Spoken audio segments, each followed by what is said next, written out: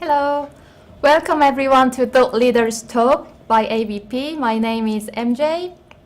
Aalto Ventures program is the entrepreneurship education program at Aalto University. We believe in creating a sustainable future through entrepreneurship. Thriving organizations, high-performing teams, well-being of individuals are the important factors for a sustainable future. And diversity, equity, and inclusion, DEI, are key tools to achieve them, which is why we've invited today's speaker, Katja Toropainen. Katja is the founder and CEO of Inklusiiv and also former chief program curator at Slush. The mission of Inklusiiv is to make DEI knowledge available to everyone and to support organizations to transform it into actions. After learning about Katja's journey and the topic, we will have a Q&A session, so make sure to send all of your inspiring and interesting questions through our chat. So now, let's all welcome Katja Toropainen. Katja, please, the stage is yours.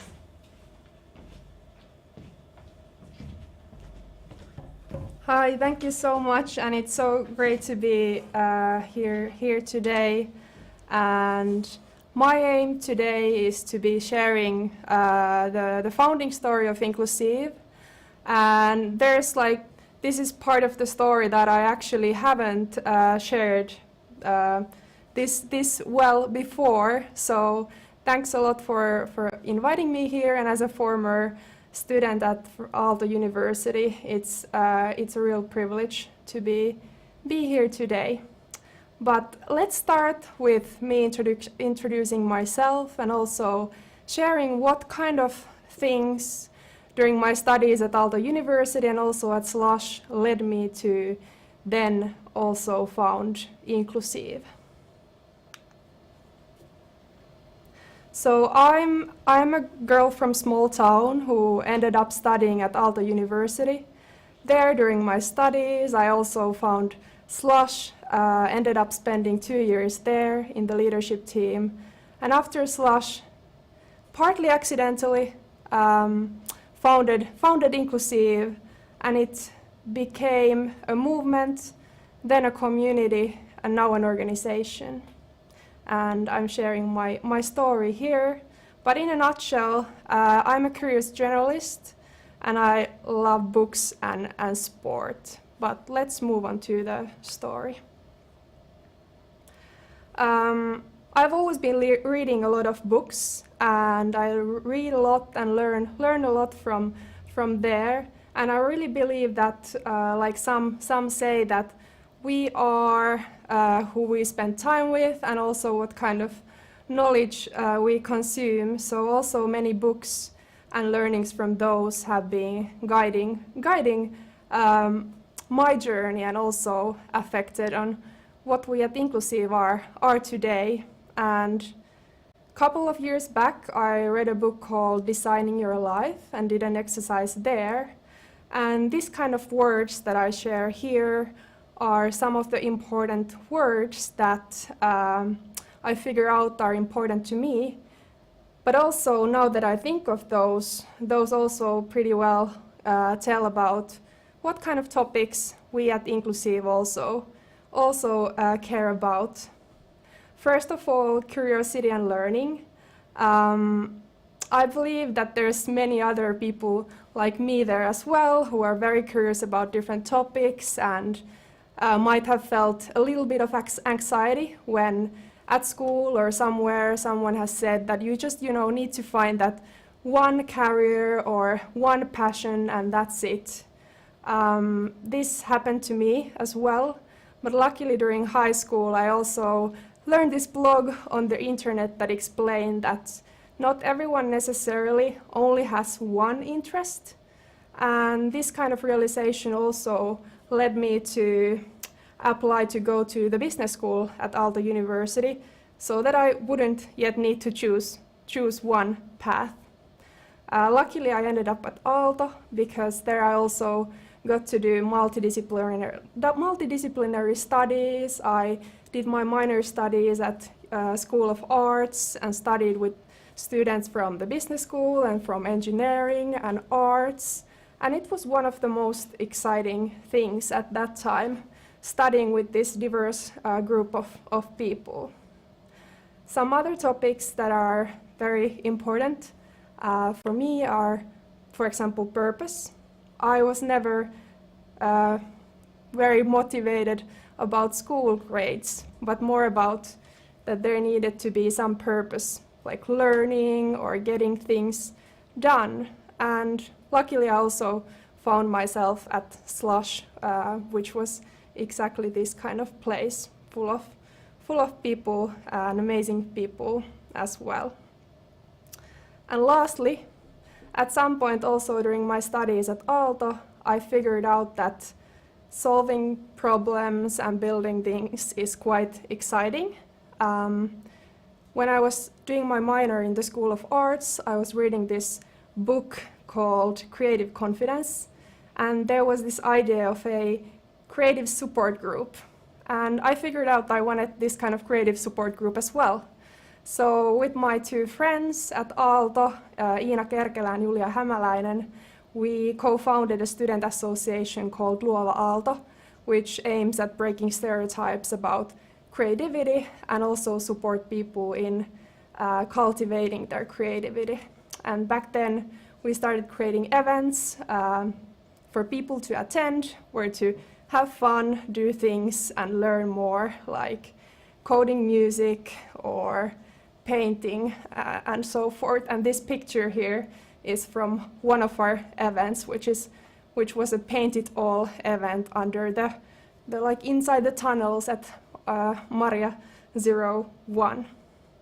But also these curiosity, learning, purpose and people and solving problems and building things are something very important for us at Inklusiiv as well.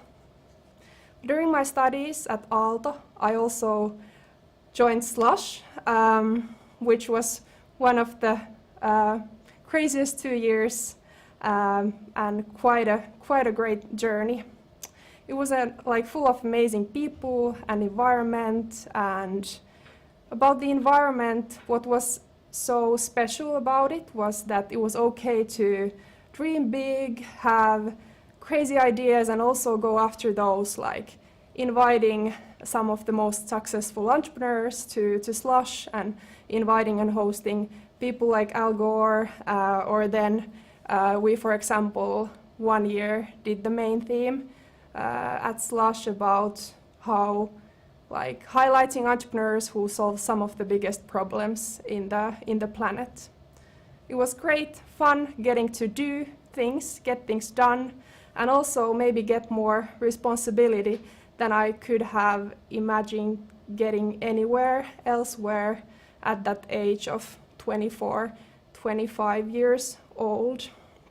And I can only thank that community, all the people there, and my leaders back then, Katariina Helaniemi, and also when I was in the leadership team for the first year, the CEO Marianne Vikkula, because one of the biggest learnings from there as well are that when I didn't yet know myself what I was capable of doing, or I didn't know whether I would be able to do and carry all that responsibility, Marianne was like seeing the potential in me, and everyone in the team was just encouraging everyone and supporting everyone and also giving opportunities. So it was a supportive environment and got to learn more.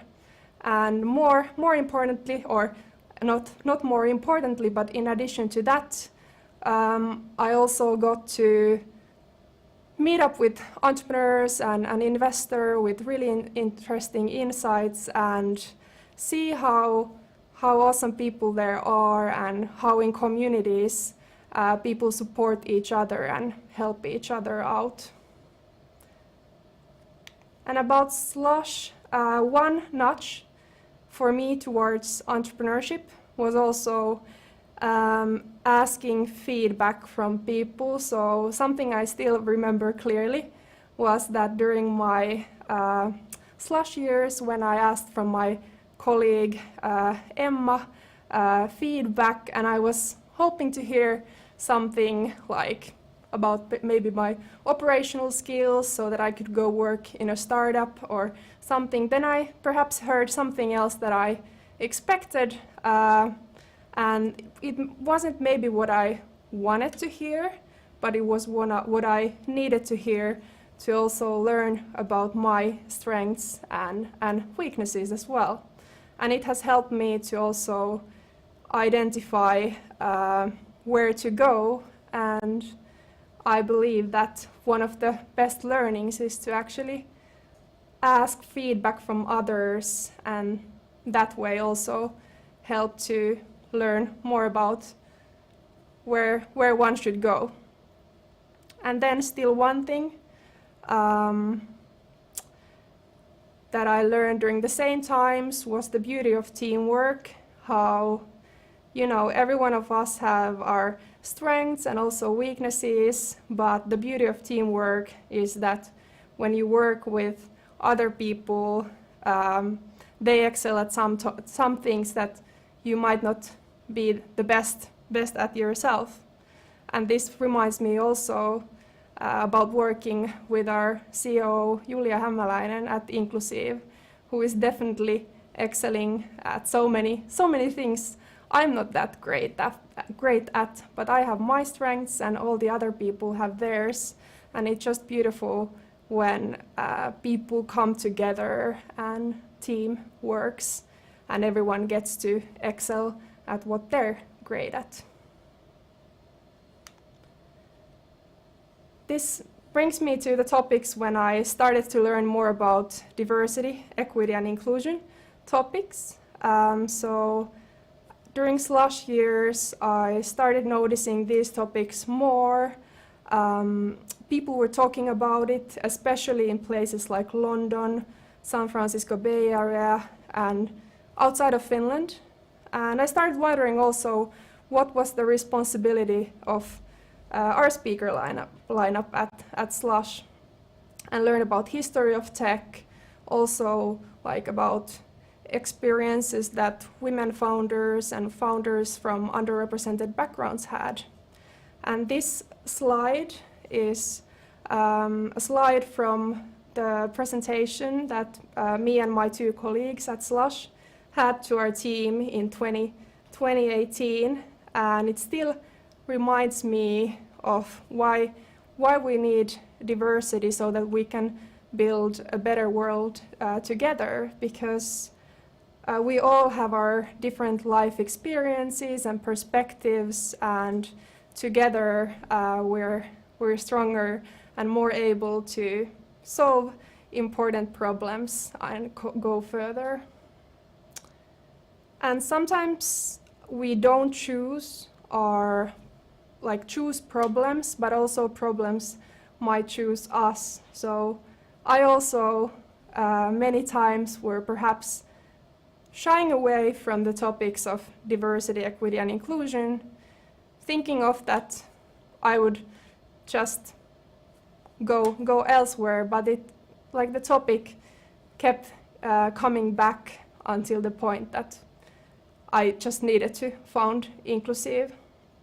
And at this point also it's perhaps good to say that it's also important to acknowledge our privileges. So these issues only became very clear to me when I joined the tech industry as a woman, and that's also a privilege. And it's also a privilege to get to be here today and get to speak about these topics. And I want to acknowledge that there's still many other voices that need to be heard and are not yet heard enough. So there's work to do, and this is also for us a responsibility. Then to some of the topics about diversity and inclusion that have been like big learning experiences for me. So think about it, like what kind of person comes to your mind when you're thinking of a, let's say, thinking of a CEO or coder or investor. And before COVID started, I asked this a lot in events where I was speaking, and in most of the cases, most of the people had the same answers to these. And most people think that, like, for example, in case of a coder, there's a stereotype that it's a white man because most of them hold these positions. But these kind of stereotypes, they do exist, but they might also unconsciously limit the variety of people we can imagine serving in this kind of roles. And it might also limit the dreams of people who don't fit in this stereotype unless we learn about these unconscious biases. And in the perfect world, everyone would be free to pursue their ultimate dream career without any stereotypes or biases or prejudice in the way, but this is not yet the case, not anywhere. But then at Slush, I started learning about, for example, about tech and investing and startups. And I also saw very inspiring role models abroad and learn about these topics. And learning about biases has also explained me why certain things have happened to me. As one example, for example, I was good at mathematics and I was at school and I was told I could become a mathematics teacher, but no one ever told me about the career opportunity of engineer.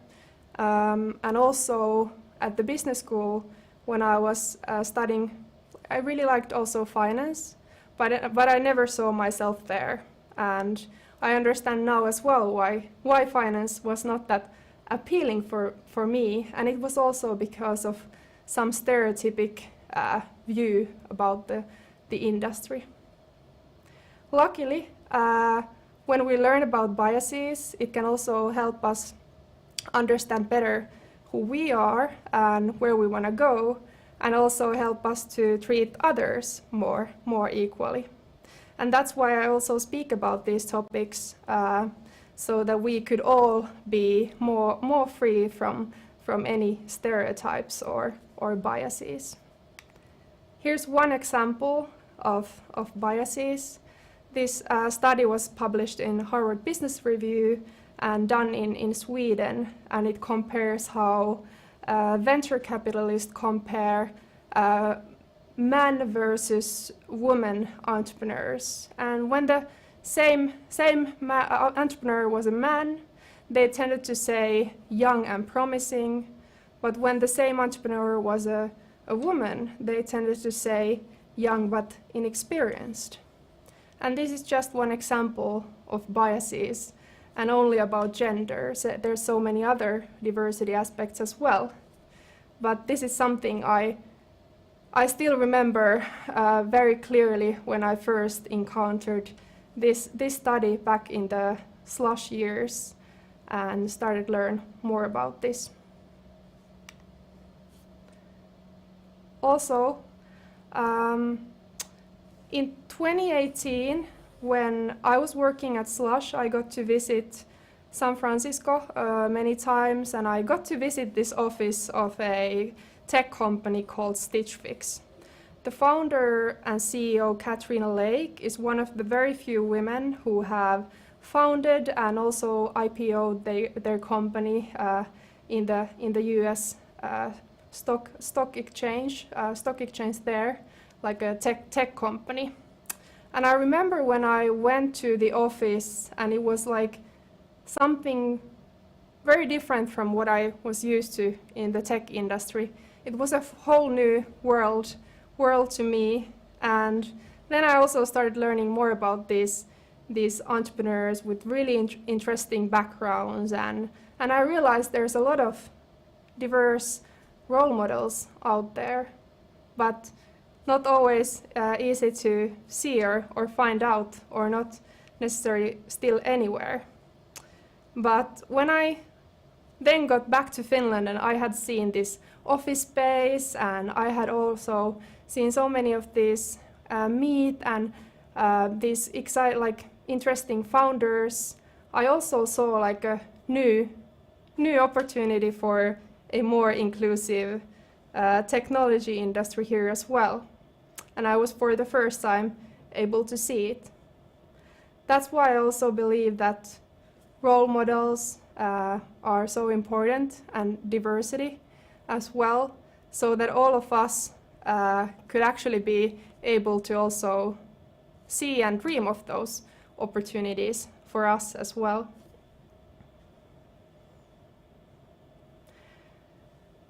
And also there's, for example, a study that found out that women students perform better in science when the images in their textbooks include more women scientists. And this is also only just about gender, but diversity is a much more and much complex topic. One of the things as well, I realized that many big businesses, it felt like everyone was talking about diversity, equity, and inclusion, but I didn't see the same discussion here in Finland. So I kind of wanted to do something about it, but I also didn't think it was me who was going to do something about it. And I had been speaking about these DEI topics at Slush and elsewhere for a longer while, and I felt that no one was yet talking about this in the context of Finnish technology industry. At least it wasn't out there. There wasn't enough discussions. And at the same time, I was an introvert. My biggest fear was public speaking, and I didn't really want to put myself out there until one day I realized that if I was so worried about the lack of female founders and this kind of topics, if I didn't go that path myself with all of the experience and knowledge I got at Slush, I couldn't complain about this topic anymore. And that's when my thinking started to change, and I knew I needed to do something about the topic. And I've also heard this kind of quotes like that the world is changed by your example and not by your opinion. And also I've heard from entrepreneurs that the best way to do something is just do it yourself. Do it yourself. That's how the change happens. So I wanted to be somehow part of building a more inclusive tech industry and also work life. And now we're starting to get towards the time when Inklusiiv started to be born.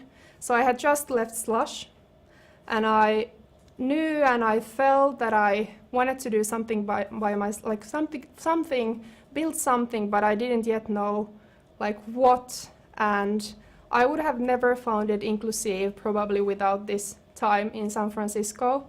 And I'm forever grateful for the people who invited me there and hosted me there, and for the experiences there, all the support as well. As somehow in that place, at least with the people who I met, there was this mindset and attitude that anyone can be changing the world. And the good thing about this kind of mindset and attitude that I saw there, it's that it can be anywhere. We can also here have that attitude. So there was nothing like more specific to that place than this kind of big mindset and attitude. And also another thing there was that like how everything started to kick off was when I talked about my interest towards this diversity in tech challenge to one Finnish entrepreneur there, and he said that this is probably one of the most important topics I could be possibly working on, and it was actually encouragement from other people who said that there was something in this that actually then led to other surprising incidents, and then after one tweet and sudden experiences, I got the idea of Inklusiiv. And when I realized during my time there how much we had yet to learn about these topics in Finland, I wanted to do something, and my idea was to build a non-profit so that it could be a real movement and it could accelerate the change so fast that the change would be happening so fast that I could soon also like move away from this problem and go elsewhere. Well, now I don't think that anymore. This has become my full-time work and life mission in a way, but that was the idea back then. And in fact, it started to become a movement because when I started working on this first website, on the slide on the left, it was a very scrappy website, and that was never published. But then people started helping me. For example, a company, Integrify, said that they could create the website pro bono, and then also people from Digitalist Group joined to do the designs, the inclusive designs, and then also my former Slush colleagues, Venla, Alex, and Ville from Bow, they just also joined to help out with coming up with the storyline and name, and it was actually Alex who came up with the first kind of name of Inklusiiv that resembled that one. So basically, there were a lot more people as well, but since the beginning, it was a community, and it was like a group of people who came together to contribute and do this first website and first campaign that was then launched. And then also business people joined as supporters, giving their comments and supportive comments on the website, and that's when it started. That's when I noticed that there was something about this, because so many people got interested and wanted to join, and this movement started, and then it became a community as well. There has been a lot of people who then were tweeting about it, joining, messaging, spreading the word, and a lot of people and companies also joined publishing their diversity numbers. And after that, I started getting so many emails that I started booking meetings with people who became community members, and then also business people who wanted to advance these topics but didn't know how. And after these meetings with people from companies, the idea of Inklusiiv was born to support organizations to find out knowledge, research, and tools, like very concrete actions, best practices to take into actions so that we could concretely change something. And from this first campaign, then eventually we became an association and a larger community. And there's no chance, no way for me to be addressing everyone and thanking everyone who's been part of this journey. So I'm just going to say it's not even possible, but I would like to highlight that throughout these 2 years, there's been so many people, named and unnamed here, that have been part of this community or supporting Inklusiiv and these themes, and been making a real change for these topics and for the positive change. And here I've just gathered some, like a couple of pictures from the journey of these two years.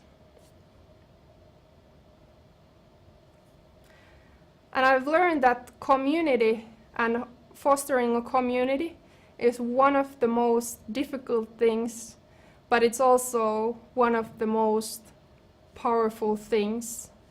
And that's why I believe that still going forward, we need to ourselves all the time learn more, become better, and develop so that we can, together with the community, accelerate change.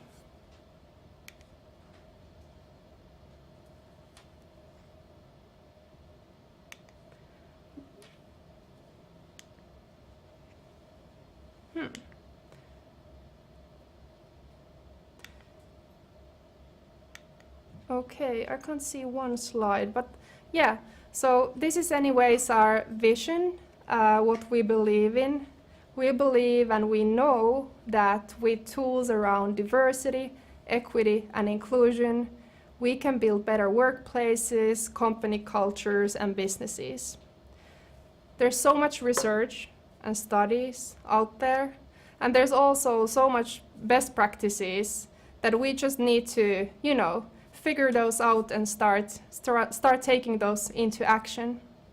But at the same time, it's good to acknowledge that these are also really systematic and complex issues. So if it was easy to just do well in these, we would already be doing so. But there's no individual or organization or society that is perfect or that has already figured out everything, and that's why this is a journey of learning and development, and it's also good to stay humble during this journey.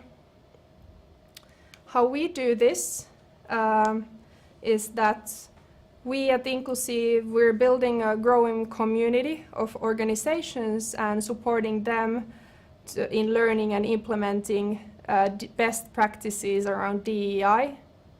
We also create different projects, events, and content that support making of working life more diverse, equitable, and inclusive. And on top of that, also we provide services and consulting for organizations to support them even more in these topics. And here's some benefits that can come out of investing in tools around diversity, equity, and inclusion. It can support business growth and increase profits. It can help in attracting and engaging talent and retaining talent. It can improve decision-making and problem-solving, increase creativity and innovation. And it also brings on table like the variety of different perspectives and can improve company reputation.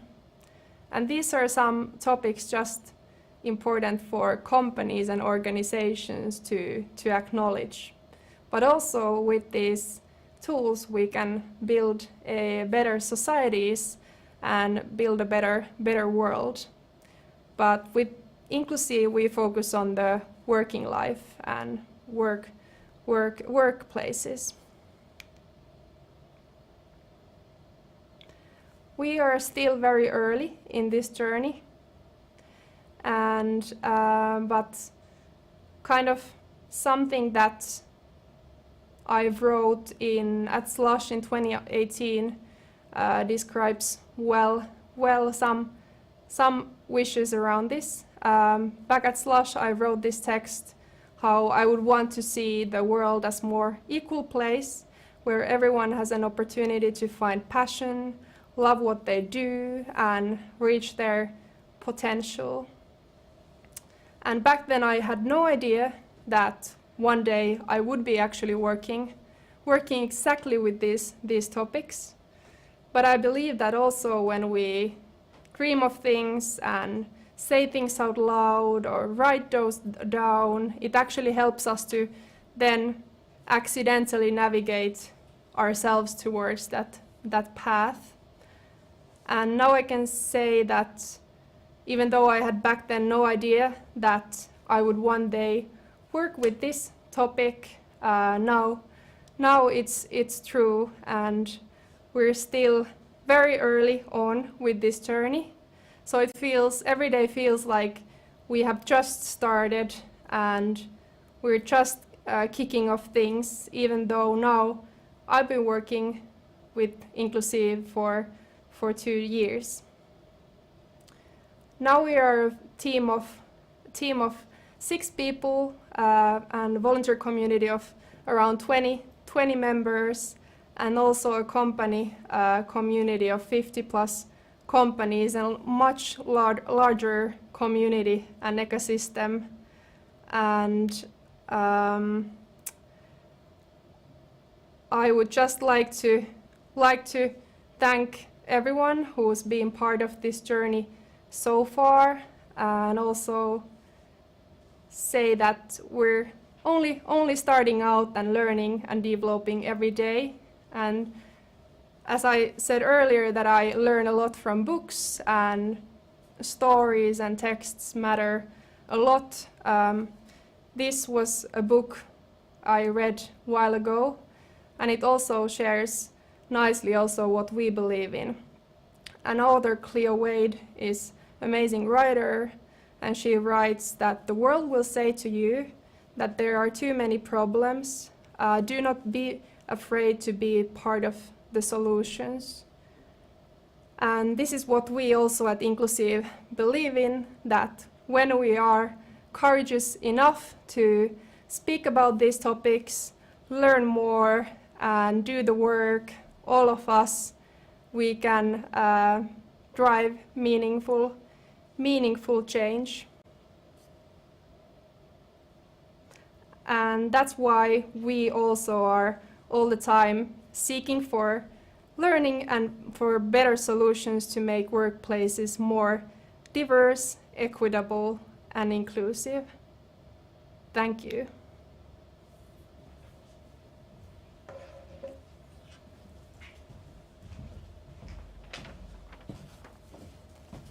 Yeah, thank you, Katja. What an inspiring journey. I personally really enjoyed hearing your personal story. Sorry. Yeah, I'll take off my mask for a while. I'm pretty sure that our audience wants to know more about and discuss with you. So how about we take a 5 minutes break before we dive into your questions? Please write your questions on the chat, and we'll be back in 5 minutes. See you very soon.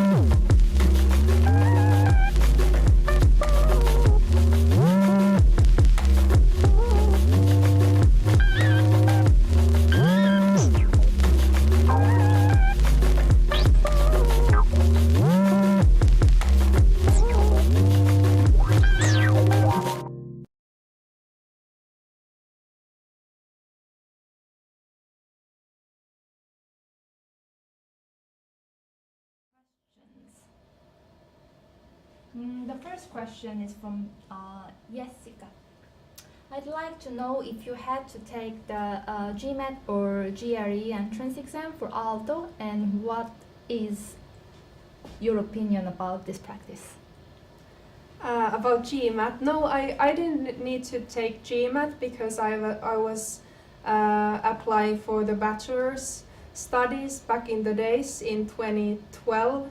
So I just had to read through the 5 books and then do the entrance exam. So I don't have experience about GMAT. I have never done it myself.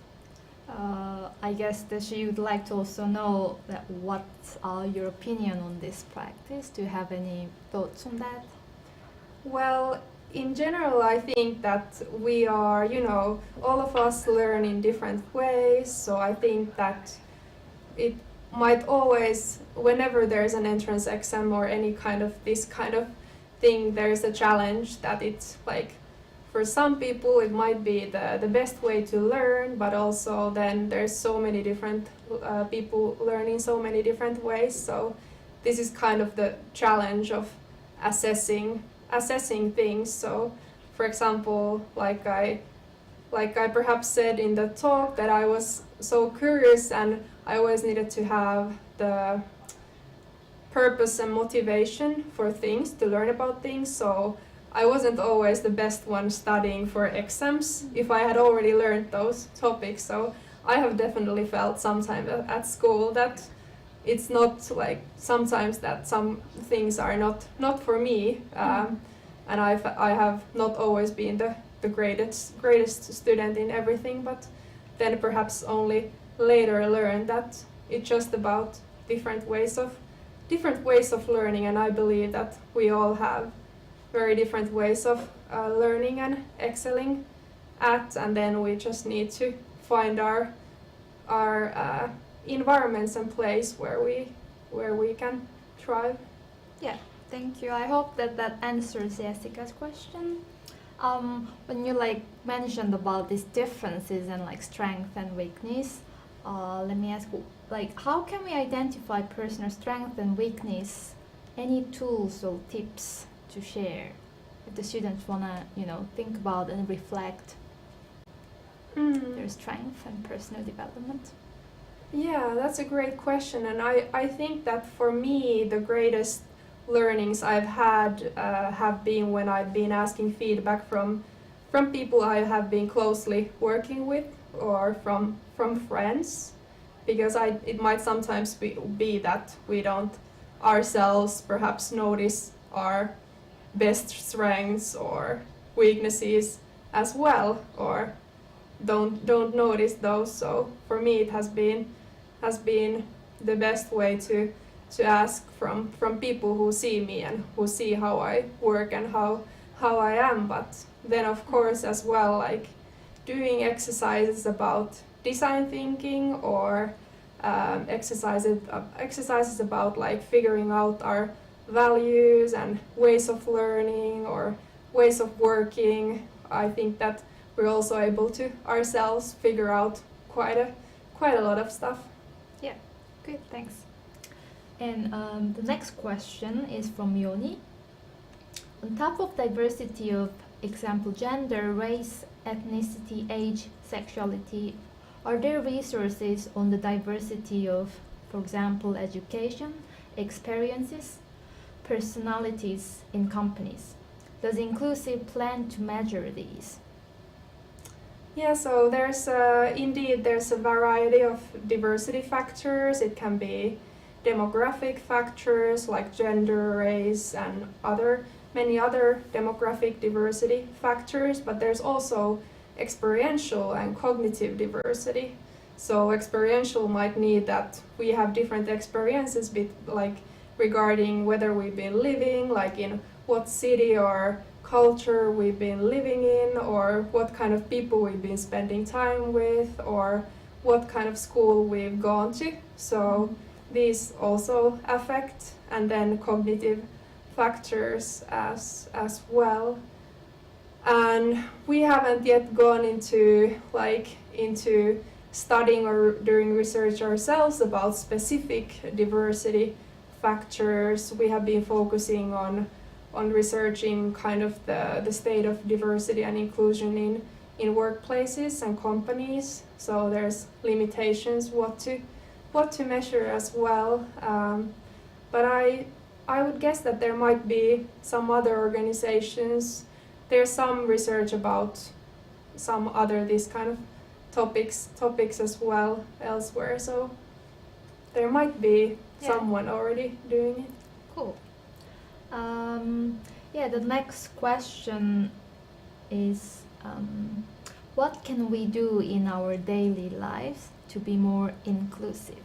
There are a lot of biases that we might not acknowledge, but to be more, not just an organization, but to be more inclusive person, what can we do in our daily lives? If you can point out a couple of things.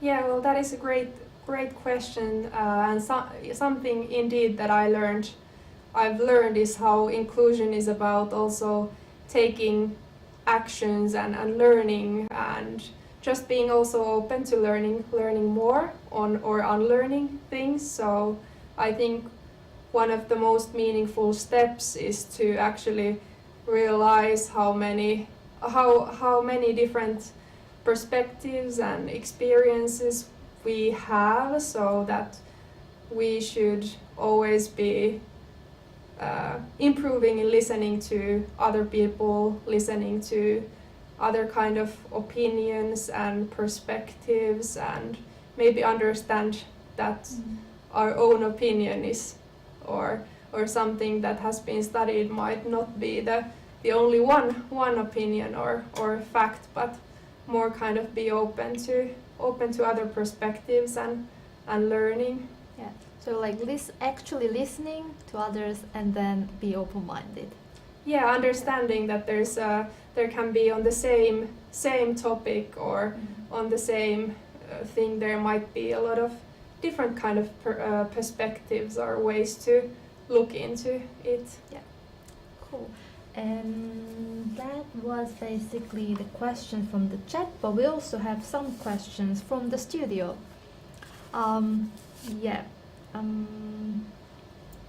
So how can a newbie find their own network of like-minded people, or like how can people join this community of like diversity, equity, and inclusion that you mentioned?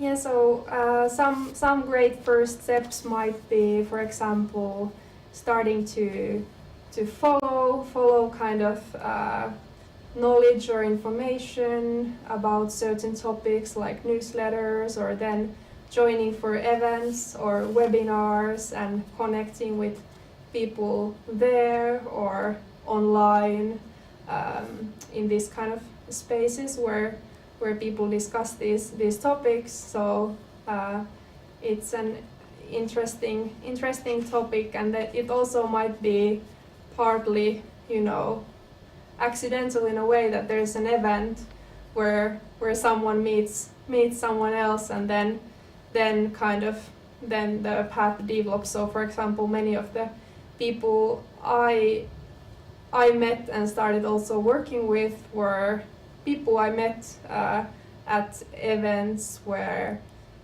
I was speaking about Inklusiiv, or events I joined where I found like-minded people. So it can be very random sometimes as well, or maybe it's always random.